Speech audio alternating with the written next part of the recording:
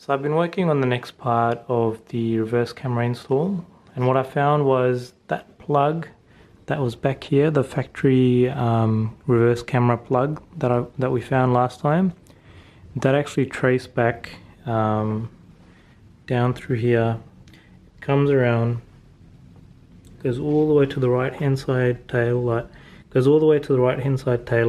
and it was actually just down here in a bundle tied up, and that's the cable there. So it goes from a 4-pin, ends up being a 6-pin adapter. There's still only 4 wires, they're just spread out amongst the 6 pins.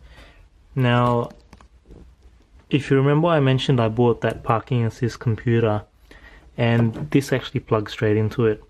I don't know where the other plugs will be coming from. I know one's a steering angle sensor, another one's probably to do with the AVC LAN CAN bus, and another one's probably related to power and stuff like that. So anyway, what I've done so far is I've figured out what all these wires here are, and if you look at the plug, head on, if it focuses, so if you look at the plug head on this way, on the left hand side we've got a green wire down the bottom. It's actually the camera negative or camera ground. The one right above it, it's a black cable, that's camera positive. So that's the 2 left ones. Now you can probably just see that the other 2 pins, the second row second pin is the power negative. Keep in mind these are 6-volt figures. It's a power negative, and then top row third pin is a power positive. So they've separated the power by 1 column across, basically. So anyway, I've tested that. That's all working. So what I've done is, because we need 6-volt power, I've actually gone and got this little converter from Jaycar. Is basically a voltage step down, DC to DC step down adapter.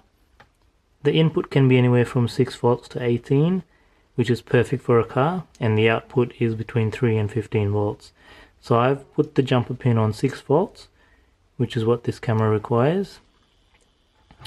Now, for the actual power input, I've managed to trace, I've used a multimeter, and I've managed to trace on one of the plugs that go to the TV tuner. On one of the bigger plugs that go to the TV tuner, it's on the right hand side. The very first pin, it's a blue and yellow striped cable. You can't see it here because I've actually put heat shrink over it now.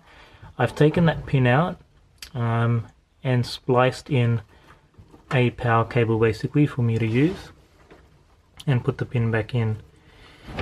So we can plug that one back in. I've also taken a ground from just that screw there. So yeah, that's my power input for this little adapter. On the other end, I've actually got some jumper pins, which I plan on putting into that connector there. And for the TV tuner input, we've got that VTR cable that I ordered from Jesse Streeter. On the video input, I've gone to Jaycar again and got a female end for the RCA, soldered in some wires, again with the jumper cables on the end, and that's basically going to pin in as well into that connector there. Once it's all pinned in, I'll just use some electrical tape, make sure it's secure, and that should be all I need to do back here. Now I've also used some thicker gauge wire for that positive 12 volt connection. That's because I do plan to do some other stuff back here that involves the TV tuner and some video inputs. So I'll just use electrical tape for now to connect these, but I'll eventually have sort of a distribution block for the power and the ground, so I can tap into it for other things that I may be doing. Now the next part, after this is all done, I'll be heading over to the inside of the car. I have to pull off the EMV unit and figure out the bypass for the handbrake. What basically happens is, at the moment, like any new car, if you're driving, it disables any video or navigation input, things like that. So I just need to disable that one so I can see the reverse camera while I'm reversing.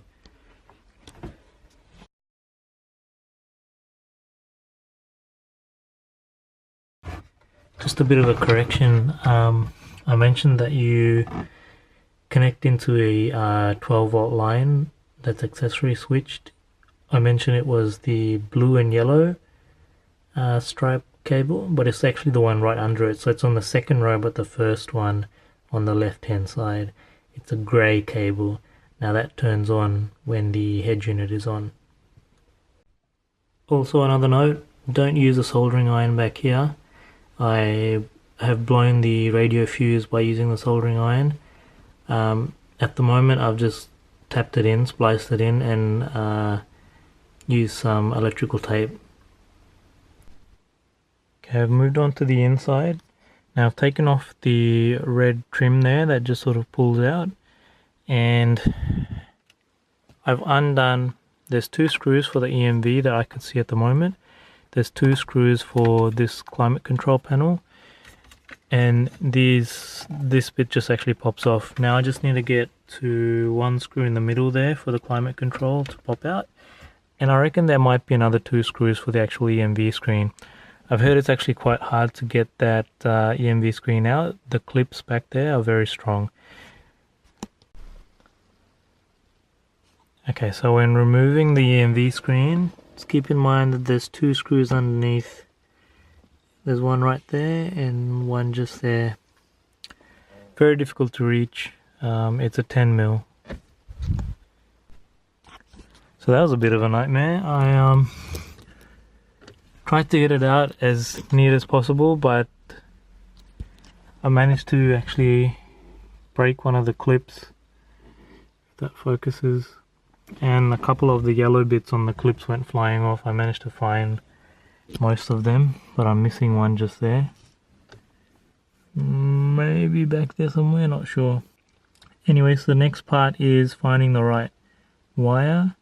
There's 2 that they mentioned. One you have to cut and one you have to ground. The speed cable I believe you cut, and the other one you ground. So after a little bit of searching around, I found out the pins that I needed. When you look at it this way, we're actually looking at it, it's hard to explain, but the pins actually start from the right hand side and count up as you go to the left. So from what we can see here on this 14 pin connector, pin 1 is the farther away pin just over there, and we go 1, 2, 3, 4, 5, 6, 7. What we need from that one was pin 5. I believe it's a white wire with the red stripe. That's actually the speed sensor. Apparently these are a little bit smarter, where you can bypass the handbrake but you can't bypass the speed signal. So if you get up to speed, it will still flick back and turn off the video input. So we've just had to remove that. So all I've done is just remove that pin from the plug and just taped it back.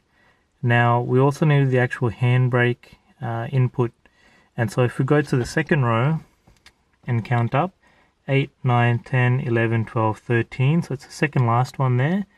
It's a red wire with yellow stripe. All I've done there is, you need the plug side of it to be grounded.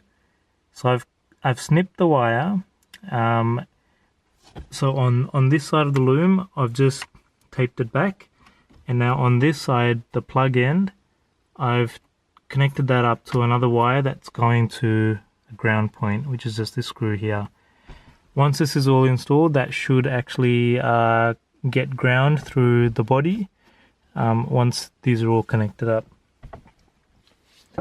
Anyway, it's been a bit of a stuff around to get this bypass done. So I'm just going to partially put it back together and just do a quick test to make sure the video doesn't turn off when the handbrake's down. Okay, so I've sort of just jammed it all in there and started the car up. And as you can see, that comes straight up on the video input. Just that one there. It's on the video selection, not TV. Now, just as a test, I'll put the handbrake down. Normally what happens is at that point the video turns off, and as we can see it's still on at the moment, which is good. And put the handbrake back up. It doesn't change at all. So anyway, that all seemed to work. I hope this was informative to any of you that have a JZX 110 and want to wire up a similar sort of reverse camera.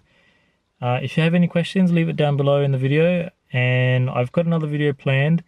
I've actually, last night while I was working on this, I put in, I managed to find one of the service menus to change the DVD GPS region. And I was following a Russian guide, and I actually entered in North American region instead of Australia. So I've stuffed up the GPS at the moment, but there is a fix. I should be recording it shortly.